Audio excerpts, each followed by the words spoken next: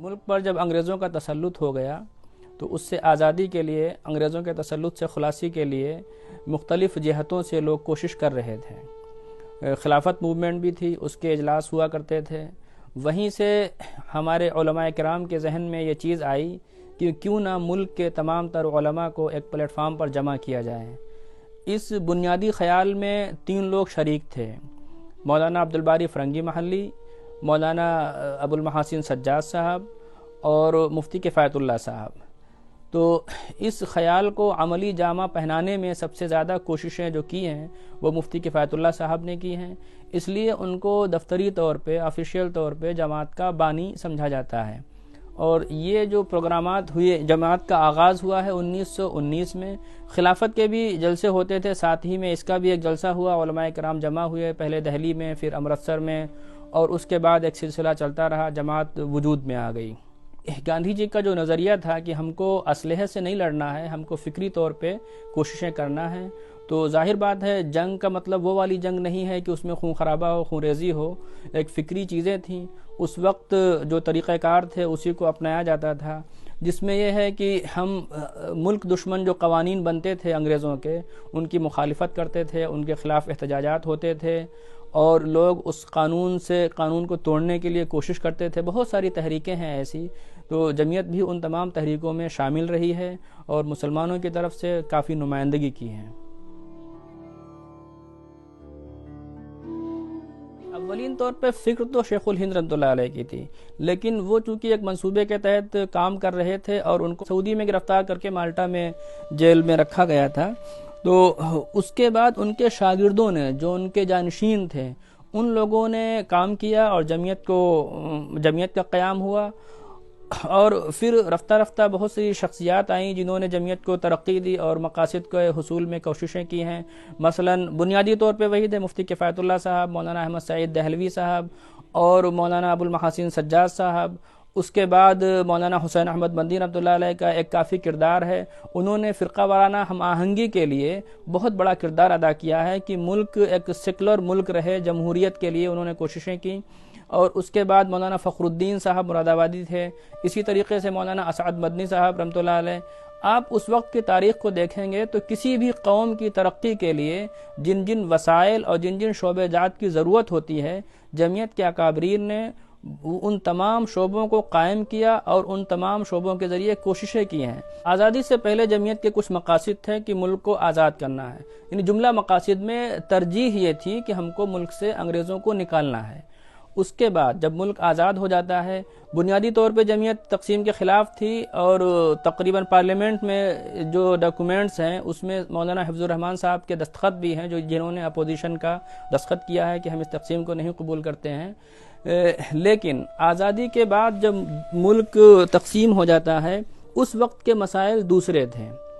مسلمانوں کی بقا، ان کی ترقی، ان کے مذہب، ان کے شاعر، ان کا کلچر، ان سب کا تحفظ، اور نت نئے جو روز نئے مسائل آتے تھے سیاسی، ان سے سامنا کرنا، تو وہ مسائل آج بھی برقرار ہیں۔ تو جمعیت کا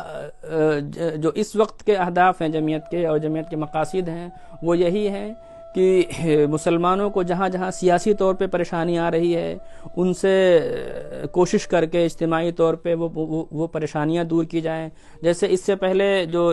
ایجوکیشن بل آیا تھا، رائٹ ٹو ایجوکیشن، اس میں مدرسوں کے خلاف ایک چیز تھی تو اس کو نکلوایا۔ اس سے پہلے واجپئی گورنمنٹ میں ایک مدرسوں ہی کے تعلق سے، مساجد کے تعلق سے ایک بل آیا تھا، اس کے خلاف کارروائی کی اور اس بل کو واپس کرایا۔ آج بھی تقریباً اسی ٹائپ کے مسائل ہیں، اور ان کے لیے جمعیت اپنی مستقل جدوجہد کر رہی ہے اور کوشش میں ہے۔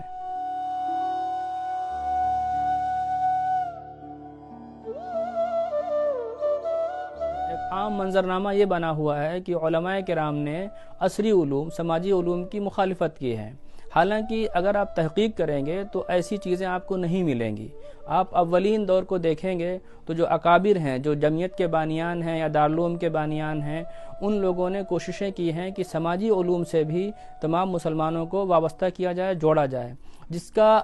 اولین قدم جامعہ ملیہ اسلامیہ کا قیام تھا۔ اس وقت شیخ الہند رحمۃ اللہ علیہ کی کوشش تھی، ان کا ایک نظریہ تھا، اور انہوں نے اس کمیٹی میں شرکت کی، اس کے بنیادی ممبران میں سے وہ رہے، اور صرف وہی نہیں، اس کے بعد بھی جمعیت نے بہت کوششیں کی کہ یہاں کا مسلمان عصری علوم، دینی علوم کے ساتھ ساتھ عصری علوم سے بھی جڑے، سیکھے،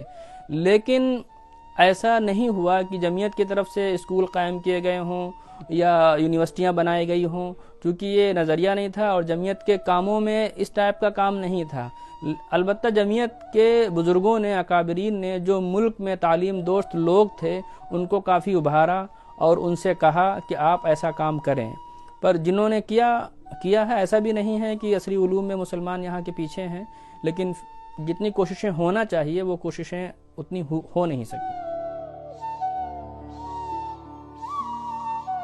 اپنی فکر کو رواج دینا، دوسروں تک پہنچانا، اس کے لیے جمعیت نے ایک دم بنیادی طور پہ سب سے پہلے مسلم اخبار نکالا۔ 1919 اور 22 کی بات ہے یہ، اور مسلم کے بعد اخبار نکلتا ہے الجمعیت، اور الجمعیت سہ روزہ اور روزنامہ ہوتے ہوئے اخیر تک آتا ہے، 1984 تک چلتا رہتا ہے۔ اس کے بعد مساوات نکلتا ہے، خبرنامہ نکلتا ہے، پھر الجمعیت اخبار ہفت روزہ ہو جاتا ہے۔ تو میڈیا کی جو ضرورت ہوتی ہے اپنی فکر کو معاشرے میں ترویج دینے کے لیے، بہت اہم چیز ہوتی ہے، اور جمعیت نے اس پہ کافی کوششیں کی ہیں، اس کی اہمیت کو جانا ہے اور اتنے اخبارات قائم کیے ہیں، نکالے ہیں۔ جمعیت کی جملہ کوششوں میں سے ایک لائبریری کا بھی قیام ہے، جہاں آپ اس وقت بیٹھے ہوئے ہیں، یہ جمعیت کی لائبریری ہے، اور اس کا تصور یہ تھا کیونکہ ہماری قوم میں مطالعہ اور ریڈنگ کی بہت زیادہ کمی ہے۔ اگر آپ ورلڈ لیول پہ دیکھیں گے تو انڈیا کا ایک کردار ہے بھارت کا، لیکن مسلمانوں کا کردار دیکھیں گے تو وہاں پہ مطالعے کی بہت کمی ہے۔ انہی چیزوں کو دور کرنے کے لیے، اس سے نپٹنے کے لیے جمعیت نے لائبریری قائم کی، اور یہ بہت پرانی لائبریری ہے، قدیم، یہاں پہ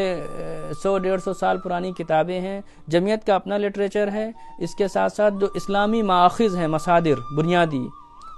حوالے کے لیے، ریفرنسز کے لیے، وہ شاید دلی میں اتنے ریفرنسز کہیں اور موجود ہوں جو یہاں موجود ہیں، اور ایک اہم لائبریری ہے۔ الجمعیت کا پورا یہاں اخبار موجود ہے، اس وقت کے معاصر بہت سے اور روزنامے موجود ہیں، یہاں پہ قدیم کتابیں ہیں،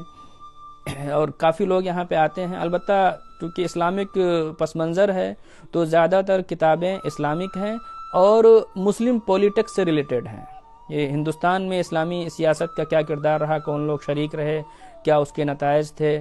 کس طریقے کی کوششیں کی گئی ہیں، کیا سیاست تھی، اس تعلق سے یہاں کافی مواد ہے۔ اور جو آسٹریلیا، انگلینڈ، امریکہ، یہاں سے بہت سے ایسے اسکالر جو مسلم پولیٹکس پہ ریسرچ کرتے ہیں، ان کی آمد و رفت ہوتی رہتی ہے۔